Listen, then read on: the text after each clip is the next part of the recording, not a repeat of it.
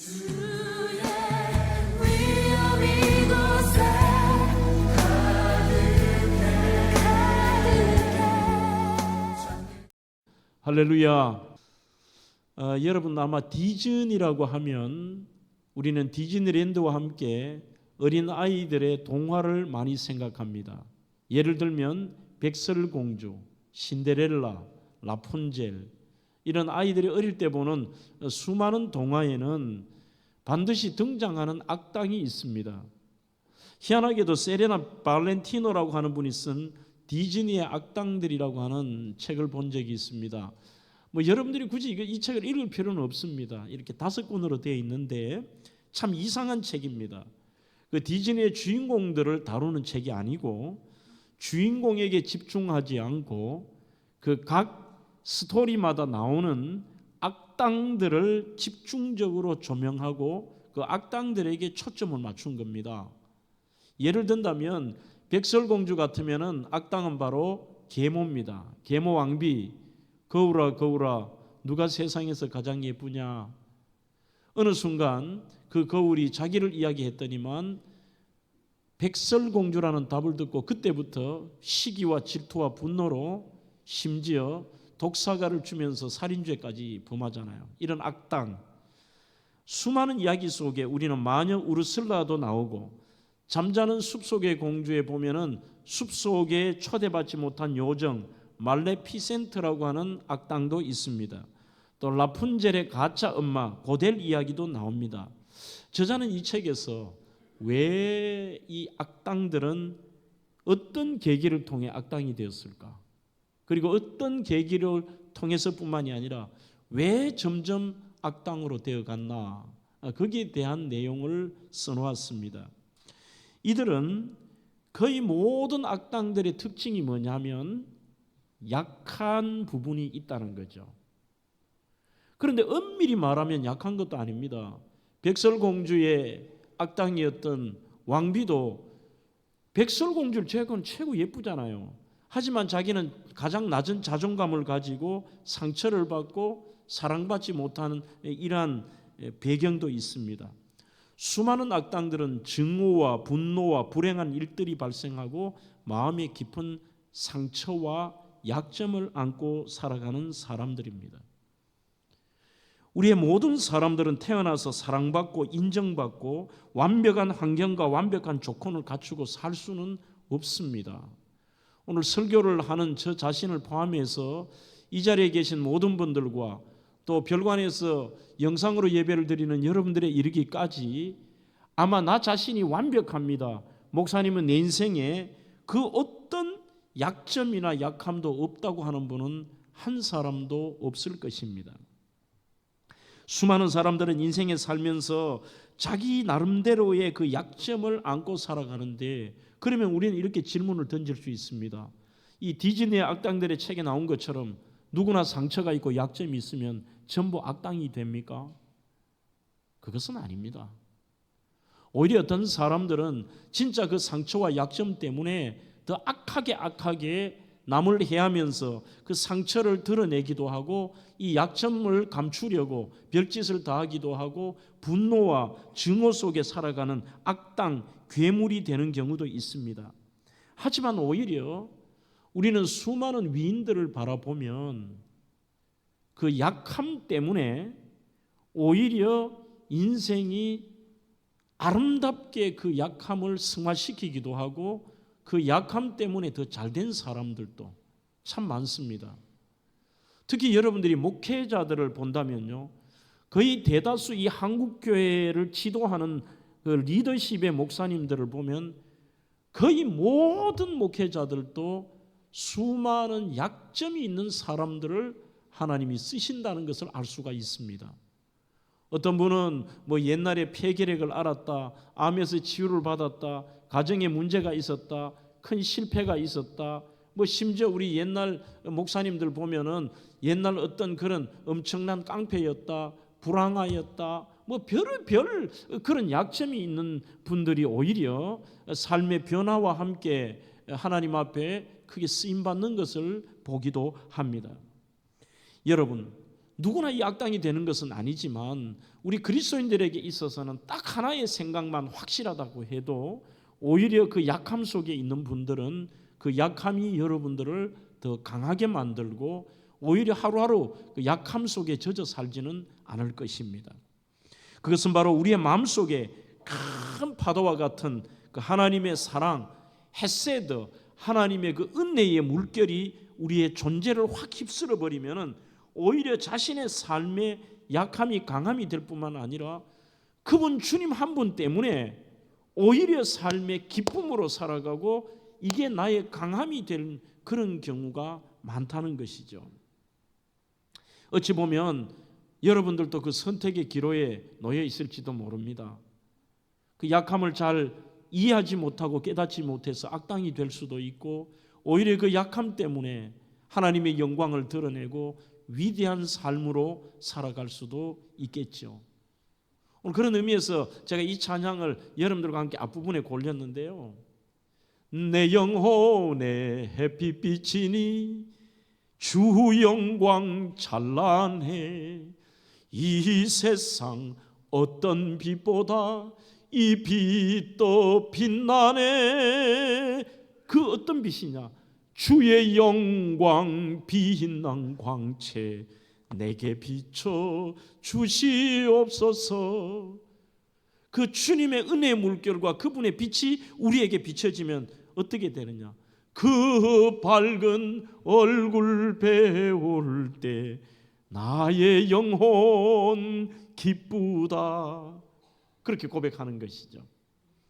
하나님과 나와의 관계가 충실할 때 약함은 오히려 놀라운 빛나는, 저는 이렇게 한번 써봤습니다. 여러분들의 그 약함이 여러분들의 놀라운 보석이 될 수도 있다는 것이죠. 사람은 누구나 예외 없이 약한 부분이 있습니다.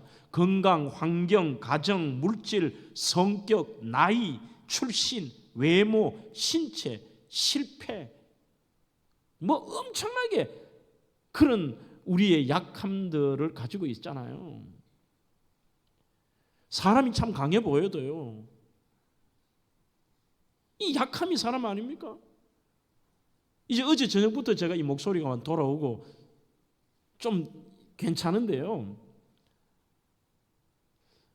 이렇게 건강해 보이는 장창수 목사도 저는 위가 약해요.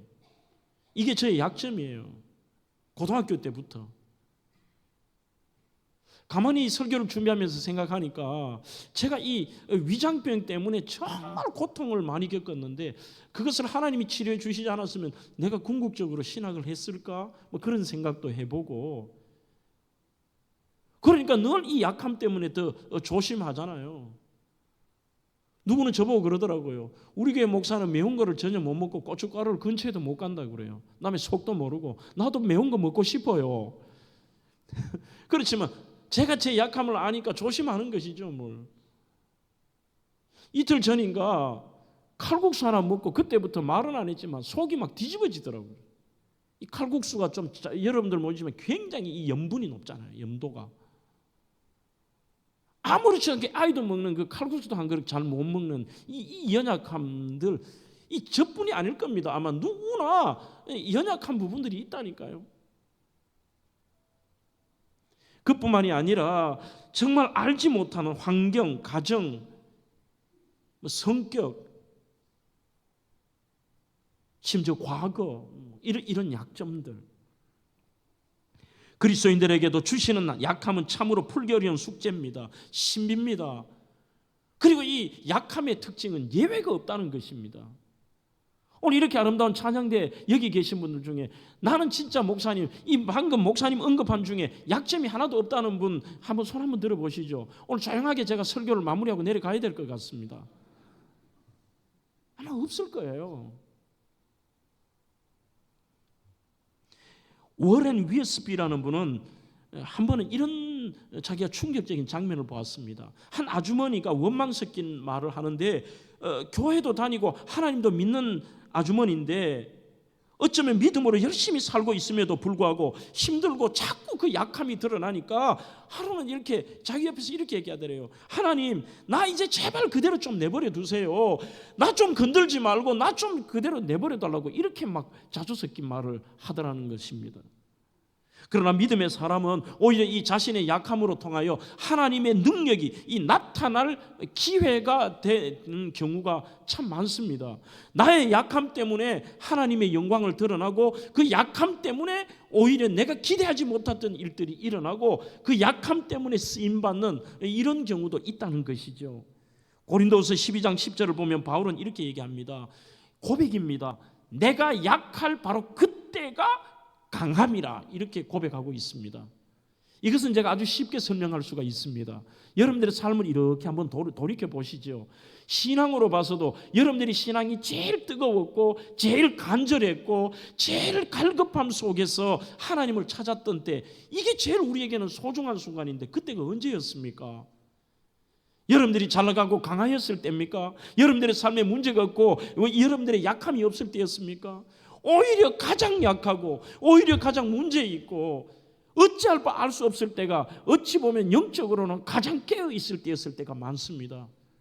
그때 하나님을 순수하게 찾습니다. 갈급하며 찾습니다. 진실되게 찾습니다. 간절함으로 찾습니다. 그리고 삶의 연약함 때문에 아무런 우리가 문제가 없을 때는 예배의 소중함과 이 예배의 감격도 없지만 진짜 그 연약함 속에서는요, 예배 한 번이 여기 앉아 있는 자체가 얼마나 행복하고 그 예배의 사모함이 있는데 이 강함이 오히려 약할 때가 강하다는 것이 신앙에서는 깨달을 수 있는 것입니다. 약한 나로 강하게 하시는 하나님을 만나는 기회인 것입니다. 맥스 루케이도는 이런 멋진 말을 합니다. 정원을 오래 거닐수록 우리의 몸에 꽃향기가 깊이 배이듯이 성도에게 고난과 약함이 많을수록 예상할 수 없는 더 많은 하나님의 은혜의 향기가 우리의 몸에 배인다. 이렇게 쓰고 있어요. 그러니 성도에게는 이 약함이 손해가 아니라 오히려 그 약함이 많고 고난이 찾아오는 순간에 그것에 오래 이렇게 시간이 가면 갈수록 그 놀라운 하나님의 은혜의 향기가 내 몸에 배어 있다는 것이죠. 그 시간이 가장 은혜로서 갈급할 때이고 강할 때이기 때문입니다. 그러면 여러분, 가장 먼저 왜 성도에게도 하나님 사랑한다고 하시면서 이런 약함을 주실까요? 연약함은 질병, 상처, 핍박, 고난, 궁핍 무엇이든지 간에 당사자는 큰 절망과 고통을 느낄 수밖에 없습니다. 온전한 활동의 걸림돌이 됩니다. 왜 그런데도 하나님 사랑하신다면서요. 절대 착각하지 마십시오. 하나님은 성도의 고난을 즐기시는 분이 아닙니다. 그리고 한 번씩 툭툭 고난을 일부러 던지시는 분도 아니십니다. 자녀에게 그럴 부모가 어디 있습니까? 단지 우리가 그 뜻을 알지 못할 뿐입니다. 그러면 나름대로 성경을 통해서 저는 하나님께서 성도들에게 약함을 주시는 이유를 한 3가지로 요약할 수 있겠습니다. 첫 번째는 오히려 영적으로 더 강해지라고, 하나님을 더 의지하라고 이런 연약함을 주실 때가 있습니다. 보통 사람은 하나님 없이도 아무 이상 없이 산다는 착각 속에 삽니다. 그렇지 않습니까, 여러분? 하나님 없이도 아무 이상이 없습니다. 그들의 기준으로는요. 지금도 인간의 삶의 여정에 끊임없이 성도들도 이 유혹을 받습니다. 하나님 없어도 아무 이상 없다. 하나님 없이도 교회 안 다니고 예수 안 믿어도 대다수 아무 이상 없고 오히려 잘 산다는 생각이 지배하고 있습니다. 마치 자신의 능력으로 무엇이든지 다 할 수 있는 것처럼 착각합니다. 그리고 세상 사람들은 설사 연약함이 찾아와도 이것을 그냥 오히려 어쩔 수 없는 운명으로, 데스티니로 받아들여 버리는 것이죠. 인간의 내면에는 심리학에 보면은 자기 자신을 신격화하는 자신화 컴플렉스라는 게 있다고 합니다. 누구에게도 있다는 것이죠. 자기 자신을 신격화, 자기를 높이는 것이죠. 그리고 내가 뭔가 할 수 있다. 여러분, 참 가슴 아픈 것은요, 제가 주기적으로 일반 서점에 가서 이렇게 책을 보고 구입을 하는데 뭐 기독교 서점뿐만 아니라 일반 서적, 여러분들 교보문고도 가보시죠.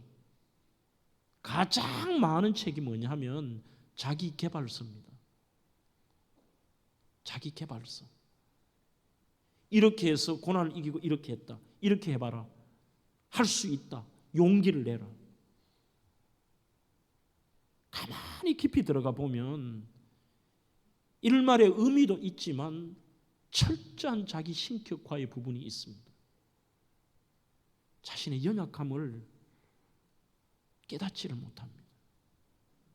이런 책들을 계속 읽다가 보면 우리의 인간의 의지로 무엇인가를 다 할 수 있다는 착각 속에 빠집니다. 하지만 오히려 아무 문제가 없으면, 연약함이 없으면 여러분들의 생각에는 일이 잘 되고 연약함이 없고 모든 게 강하면은 그 연약함을 강하게 하시고 지금 강한 나에 대해서 더 감사하고 더 하나님을 의지할 것처럼 보이지만 절대 그렇지 않습니다. 오히려 강하면 강할수록 더욱더 감사가 사라집니다. 심지어는 하나님을 떠나버립니다. 잊어버립니다. 오히려 약함으로 하나님을 의지합니다. 그것이 하나님의 만남의 통로가 되기도 합니다. 성도들 중에 그런 분들도 많습니다. 오히려 인생의 그 연약함 때문에 여러분들이 하나님을 찾게 되었다면 그것은 축복이 아닐까요? 오늘 이 땅에서 영원히 살 수 없는 이 땅에 짧고 짧은 100년이 안 되는 짧은 80, 90을 사신다 하더라도 거기에서 강함을 누리며 인생이 끝나버린다면, 오히려 이 땅의 연약함 때문에 하나님을 찾고 영생을 얻는다면 그 인생이 축복이 아닐까요? 하나님의 자녀에게 일어나는 이 약함은 절대 의미 없는 일이 아닙니다. 그것은 바로 그 배후에 하나님의 선하신 뜻이 여러분들에게는 있기 때문입니다. 오늘 보면 28절에도 우리가 알거니와 하나님을 사랑하는 자, 곧 그 뜻대로 부르심을 입은 자들에게는 모든 것이 합력하여 선을 이룬다. 이 모든 것이라는 단어가 참 좋습니다. 어느 부분은 합력하여 선을 이루는데 어떤 한 부분은 그냥 연약함으로 끝난다, 이게 아닙니다. 연약함으로 이 땅에서 끝나는 것처럼 보이는 것까지도 하나님의 섭리 속에 하나님의 모든 것이 합력하여 선을 이룬다. 악을 이루는 게 아니라 선을 이룬다는 것입니다. 3, 4년 아니 더 오랜 기간 연약, 절망의 시간이 있어도 이 주님의 사랑을 잊어서는 안 됩니다. 왜 그렇습니까? 하나님의 응답하시는 때가 있기 때문입니다. 우리의 연약함을 하나님을 의지하게 만드는 그게 바로 은혜의 통로가 되는 것입니다. 그리고 두 번째, 하나님께서 왜 우리에게 이 연약함을 주실까? 그것은 바로 우리의 자신들이 자만하지 않게 하시려고 약함을 주실 때도 있습니다. 고린도후서 12장 7절을 표준 세번역으로 제가 좀 더 쉽게 한번 읽어보겠습니다. 육체의 가시의 문제를 얘기하고 있는데, 내가 받은 엄청난 계시 때문에 사람들이 나를 과대평가할지도 모릅니다. 그러므로 주께서는 내가 교만하지 않게 하시려고 내 몸에 가시를 주셨습니다라고 되어 있는데, 이게 영어 성경에는 제어장치라는 말을 쓰고 있습니다. 좀 더 해석을 해보겠습니다. 바울은 놀라운 체험을 합니다. 심지어 성경에는 삼층천이라고 하는 것은 우리가 가보지도 못하는 그 천국과 놀라운 이 신비와 영적 세계를 하나님이 보여주신 거예요. 그러니까 막 대단한 거죠. 이게 엄청난 가운데서 내가 누군데, 나는 특별한 선지자야, 나는 특별한 사도야, 이런 거 경험했어. 베드로전서 5장 6절, 그러므로 하나님의 능하신 손 아래서 겸손하라, 때가 되면 너희를 높이시리라 하는데, 이게 자꾸 사람들이 자기가 약함이 없는 경우는 끊임없이 자기를 높이려고 하는 이러한 부분이 있다는 것입니다. 기독교는 고행의 종교가 아닙니다. 기독교는 중생의 종교입니다. 하나님이 괴롭히려고 하는 것은 아니지만 오히려 이 약함 때문에 새롭게 거듭나고 자기 자신이 철저하게 하나님 앞에 낮아지며 우리 자신들을 하나님 의지하게 살게 만든다면 이 약함은 나쁜 것이 아니죠. 하나님은 바울에게 가시를 떠나가게 아니하고 바울을 받아들이고 이기게 하셨습니다. 바울의 가시가 뭔지는 잘 모릅니다. 이 스칼랍스라고 하는 가시는 육체의 가시라는 말이, 어떤 분은 안질이다. 그가 이렇게 곱추처럼 허리가 많이 굽어서 허리의 통증이 너무 심해서 다닐 수가 없었다 그럽니다. 아니면 외모일까? 그리스에 가보면은 바울 동상을 만들어낸 거 보면요, 바울이 키도 작고 곱추에다가 이렇게 대머리더라고요. 이렇게 얼굴도 되게 못생기게 해놨더라고요. 물론 직접 보지는 않았겠지만 아마 전해 내려온 전례되는 게 있었겠죠. 그의 이 외모였을까? 그보다는 질병이 강하겠죠. 또 어떤 학자들은 그가 받았던 수많은 예수를 증거하다 받은 고난들, 돌에도 맞고 늘 몸이 안 아픈 데가 없는 것이죠. 하나님, 이 육체의 가시를 제거해 달라고 하는데 하나님은 제거해 주시지 않았습니다. 하나님은 일종의 제어 장치를 주셨습니다. 여러분들, 사람의 자화상은 약함입니다. 그런데 그 약함 때문에 우리는 더 겸손하게 된다면, 이것이 제가 바울이 썼던 성경을 통하여서 그것이 검증이 됩니다. 사람은 시간이 지날수록 점점 높아지잖아요. 하지만 바울은 지금 어떻느냐? 흥미로운 사실은 16년 동안 그의 태도와 가치관이 조금씩 이 편지의 내용과 언어들 속에서 찾아볼 수가 있습니다. 조금씩 바뀌어요, 말이. 어떤 사람은 순수하다가도 말이 점점 좀 이렇게 안 좋게 바뀌는 수가 있는데, 그가 얼마나 대단하냐? 신약 성경 27권 중에 13권이나 바울이 썼습니다. 이 위대한 바울, 신령한 것을 체험했던 바울이었는데, 초창기에 고린도 전후서, 데살로니가 전후서를 썼습니다. 그때는 자기를 뭐라고 표현하느냐? 고린도전서 15장 9절에서 나는 사도 중에 가장 작은 자니라. 좀 겸손한 것 같은데 나 그래도 사도야. 나 사도인데 뭐 사도 중에 내가 좀 겸손하죠. 뭐 제일 작은 자야. 늦게 됐다. 작아.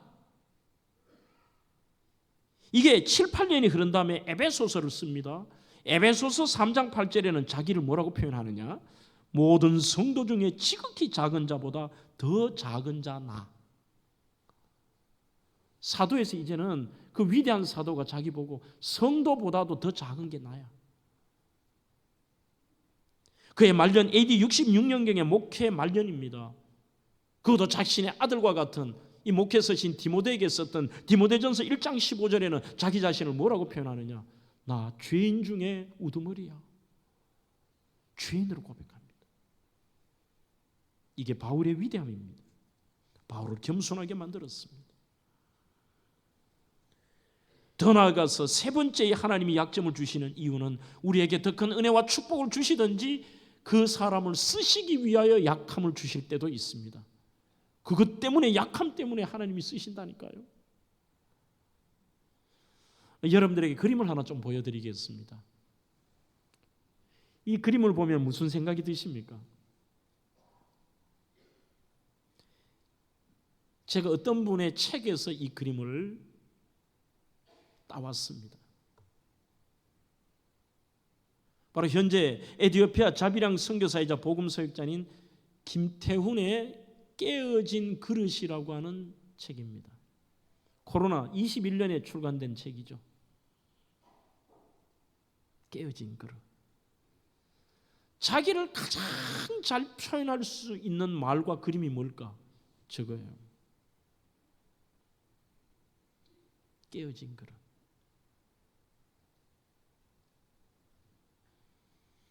이 김태훈 씨는 서울대 의과대학을 우수한 성적으로 졸업하고 간담 최외과, 소아외과에 대한민국에 총망받던 의사였습니다. 그런데 그에게 복음이 들어갔습니다. 오늘 사랑하는 아내와 함께 미래를 내려놓고 방글라데시와 남수단을 거쳐서 에티오피아에 갔습니다. 그곳에서 1년 동안 현지에 적응을 하고 이제 본격적으로 의료 사역을 하려고 하는데, 충격적이게도 이 젊은 사람에게, 의사에게 파킨슨병 진단을 받습니다. 외과 의사로는 사망 진단을 받습니다. 그때 자기가 너무 절망 속에 사형 선고를 받고 가만히 있는데, 이때 자기의 머리에 떠오르는 자기 인생의 단어가 뭐냐? 내 인생은 쓸모없는 깨어진 그릇이다. 깨어진 그릇이다. 깨어진 그릇과 찢어진 그물처럼 느껴져 눈물로 그렇게 보내면서 눈물로 하나님께 기도했습니다. 책의 내용을 한번 제가 그대로 인용을 해보겠습니다. 그의 하나님과의 대화이고 기도입니다. 하나님, 저는 깨어진 그릇과 같아요. 하나님께서 쓰시지 못하는 그릇요. 깨어진 그릇요, 깨어진 그릇요, 땡땡땡, 눈물이 흘렀다. 바로 그때 하나님께서 답을 주셨다. 너의 깨어짐 때문에 내가 너를 택했단다. 나를 택해 주셨다 하셔서 더 눈물이 쏟아졌다. 하지만 깨어진 그릇은 소용이 없는 그릇이 아닌가요? 반문을 했다. 어디에도 쓸모가 없잖아요. 아니야, 너의 깨어짐 때문에 내가 십자가에 달렸단다. 그렇다, 부서지고 실패한 내 인생에 찾아오신 예수님이 사랑과 희생으로 내 실패와 수치와 죄악을 모두 덮어주시고 가려주셨다. 그리고 나는 이 말이 생각이 났다. 고린도후서 12장 9절, 이는 내 능력이 약한 데서 온전하여짐이라. 여러분, 성경에 온전이라는 단어가 나오면은 성숙이라는 단어로 바꾸면 쉽게 이해가 됩니다. 아, 뭔가 자기는 나는 주의 일을 해, 나는 뭐 대단하고 내가 이렇다고 생각했던 게 자기 마음에 있었다는 거예요. 그런데 오히려 이 깨어지진 그릇과 같은 삶 속에서 이 온전, 자신의 삶과 신앙이 성숙하게 되더라는 것입니다. 그러니 지금까지 하나도 느끼지 못했던 수많은 것들이 전부 감사거리더라는 거죠.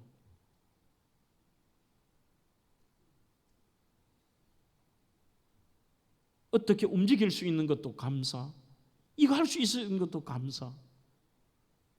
오히려 약함이 없었다면, 깨어진 그릇이 안 됐다면 깨닫지 못했던 것이. 그러면 지금 어떤 모습으로 사느냐? 여전히 아내와 세 아이와 함께 행복하게 이 에티오피아를 더욱 사랑하며 지금도 그 사역을 여전히 진행형으로 감당하고 있습니다. 깨어진 그릇. 저도 이제 이 깨어진 그릇에 대한 생각들을 해보았습니다.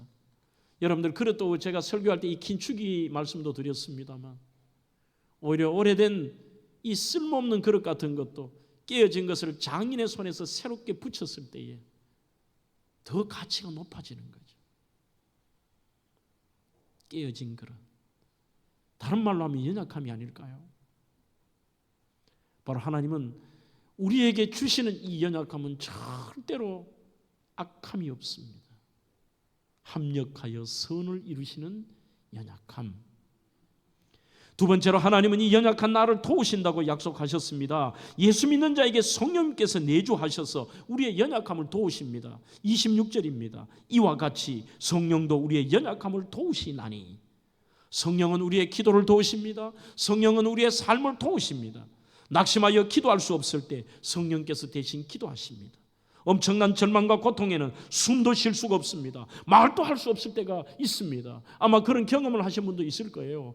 너무 이 연약함과 고통이 심하면 기도도 안 나옵니다. 말도 나오지 않습니다. 그러면 기도도 하지 않았는데 하나님은 어떻게 하시느냐? 그러면 그 사람의 모든 삶을 모르시느냐? 아닙니다. 오늘 분명히 밝히고 있습니다. 26절에 성령이 말할 수 없는 탄식으로 우리를 위하여 친히 간구하시느니라. 말도 할 수 없는 그 탄식은 어떻게 할지 알지 못하는 하나님의 자녀들을 향하여 성령님이 친히 간구하신다. 여러분들이 지치고, 여러분들이 연약하고, 여러분들이 힘들 때요, 당신이 지쳐서 기도할 수 없고 눈물이 빗물처럼 흘러내릴 때 주님은 아시네. 주님은 아시네라고 하잖아요. 그대 홀로 두지 않는다고 했습니다. 아파하고 힘들 때 나 혼자가 아니구나. 성령님이 나를 위해 아파하며 기도해 주시는구나. 여러분, 놀랍게도 바울은 본문에서 성령이 우리의 연약함을 제거하신다고 말하지 않았습니다. 도와주신다고 되어 있습니다. 도와주신다. 이 도와주신다는 말이 아주 독특한 헬라어가 여기 쓰고 있습니다. 시난틀람바노라는 말이 뭐냐? 함께 잡는다. 이게 정확한 해석입니다. 성령님이 너 가만히 있어라, 내가 이거 제거해 줄게가 아니라 그 문제와 연약함을 하나님이 함께 잡고 계신다는 뜻입니다. 이 문제를 함께 잡고 계신다. 이게 도와주신다는 뜻입니다. 인생은 정도의 차이는 있을지 몰라도 이런 연약함 속에 살아가게 됩니다. 이 도와주신다는 말은 그 도와주신다는 것은 이 문제가 그대로 있습니다. 문제를 드러내는 겁니다. 문제와 연약함을 인정하라는 것입니다. 숨으려고 하지 마십시오. 그분 앞에. 자신의 연약함을 인정하지 못하면 도와줄 수도 없고 치유받을 수도 없습니다. 자신의 힘만으로 불가능을 깨달으면 예수님을 찾고 문제 해결의 길이 있습니다. 이 연약함을 드러내는 것은 자존심이 상하고 수치스러울 수도 있습니다. 그래서 오늘 내가 연약한 것은 그분 앞에 드러내는 것입니다. 하나님이 도와주시니 포기하지 말라는 뜻도 있습니다. 그분이 인도해 주시는 것입니다. 주님이 격려해 주시는 것입니다. 하나님은 우리에게 늘 평탄하고 폼 잡고 강한 것만 준비해 놓으신 것은 아닙니다. 그래서 마틴 루터는 바울의 신학과 그 바울의 삶을 보면은 연구하다 보니까 신앙에 아주 중요한 공식이 있더라는 것입니다. 신앙의 공식. 첫 번째 신앙은 justificaus. 하나님께서 우리를 구원하시고 우리를 의롭게 하시고 하나님의 자녀 삼아 주시는 단계. 그리고 두 번째 단계부터 여기에서 물음표를 찍습니다. 아니 하나님의 자녀가 되었는데 자녀가 되지 않은 사람보다 뭔가 달라져야 되는데 두 번째 단계가 뭐가 오느냐? 바로 트리블라치오의 단계입니다. 영어는 트러블이라고 하는 단어가 여기서 나왔죠. 고난 약함을 의미하는데 하나님께서 의롭다 선언한 우리에게도 바로 하나님의 자녀들에게도 고난을 허락하시는 겁니다. 그 단계가 있습니다. 약함의 단계. 그 다음에 세 번째는 오라치오의 단계입니다. 그 약함으로 통하여 우리를 쓰시기 위해 겸손한 자리에 이르는 단계. 겸손한 단계.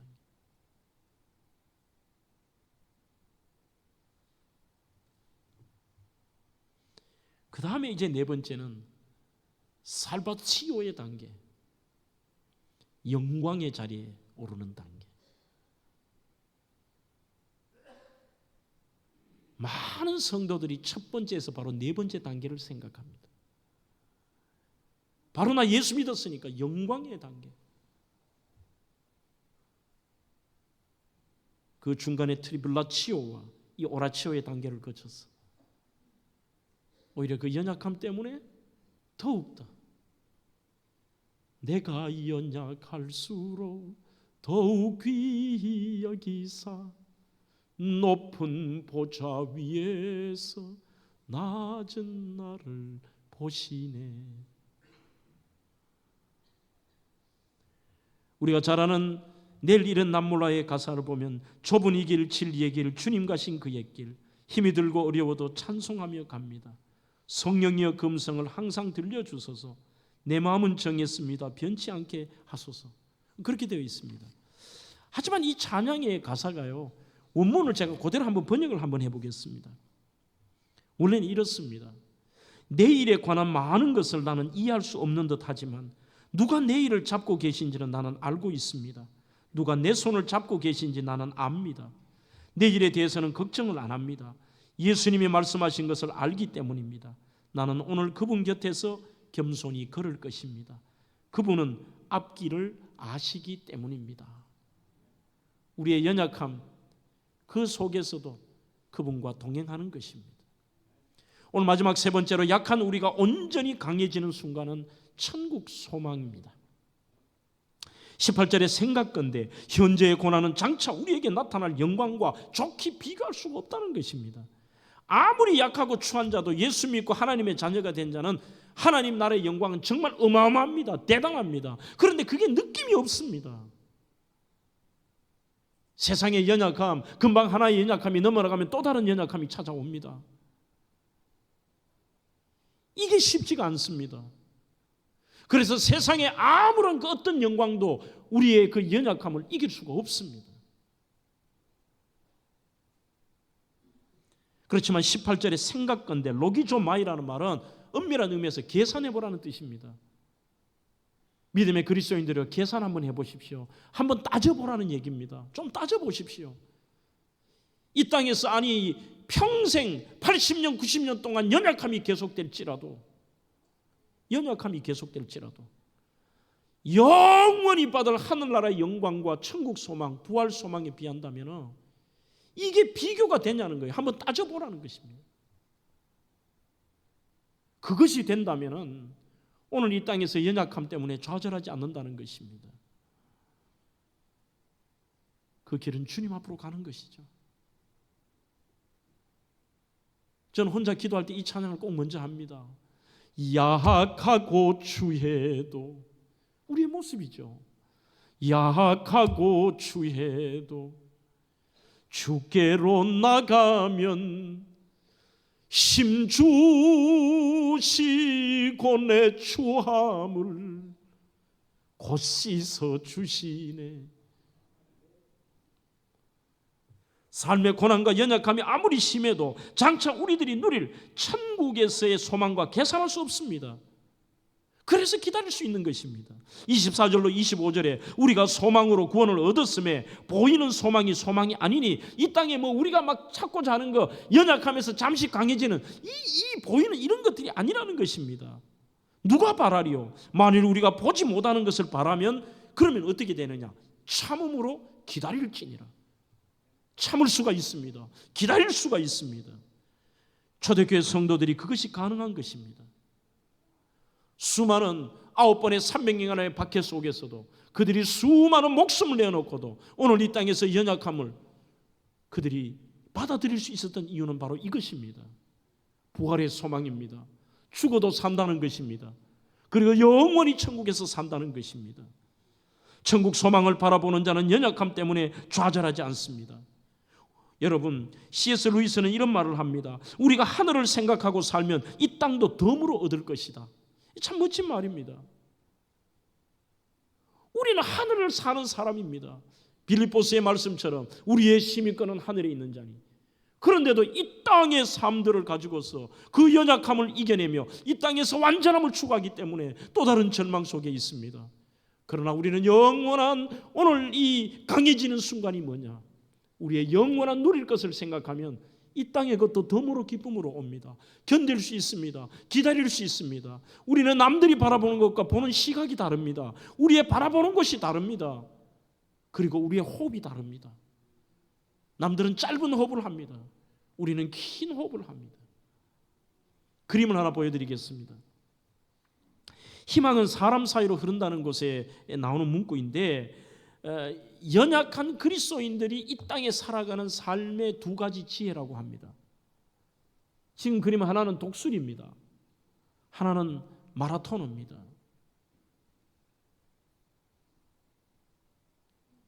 이제 이 결승선에 들어온 마라토너를 왜 제가 올렸을까요? 희망은 사람 사이로 흐른다는 책에서 연약한 인생을 사는 그리스도인들은 독수리의 눈과 마라토너의 긴 호흡으로 살아야 합니다.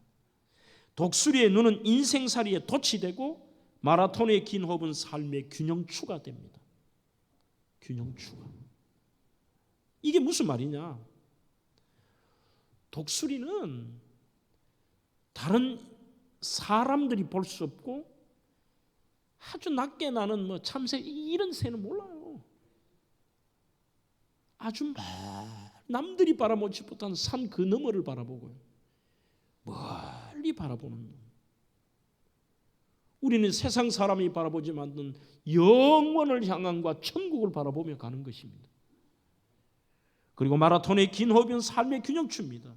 오늘 그것으로 인하여서 남들은 앞만 보고 절망하고 거기에서 포기해버리지만 이 독수리의 눈을 가지고서 이 땅에서 연약함 속에서도 쓰러질 듯 하지만 그 결승선과 그 너머를 바라보며 오히려 긴 호흡으로 가는 것입니다. 천국을 본향으로 두고 있는 그리스도인이 이 땅에서 삶을 사는 것, 동화되는 것도 아닙니다. 그렇다고 세상과 분리되어 살아도 안 됩니다. 이 땅에 연약한 나그네로 살면서 하늘을 품고 사는 사람입니다. 이 땅은 참으로 불완전한 곳입니다. 온갖 수고와 슬픔이 있는 곳입니다. 연약한 것이 이 땅에는 너무나도 많습니다. 그래서 존 맥카트는 천국을 말하다는 책에서 우리가 먼 곳을 바라보는 그 천국의 삶의 특징을 4가지로 설명합니다. 첫째는 천국은 완전한 곳입니다. 연약함이 없는, 어느 하나 부족함이 없는 완전한 곳. 두 번째는 완전한 잠시 잠깐의 기쁨이 아니라 완전하고 영원한 즐거움이 있는 곳. 세 번째는 어느 한 부분 우리의 이 연약한 몸을 가지고 사는 것이 아니라 완전하게 영광스럽고 신령하고 건강한 몸. 네 번째는 완전한 관계가 있는 곳. 이사야 66장 22절에 내가 지은 새하늘과 새 땅이 내 앞에 항상 있는 것 같이 너희 자손과 너희 이름이 항상 있으리라. 여호와의 말이니라.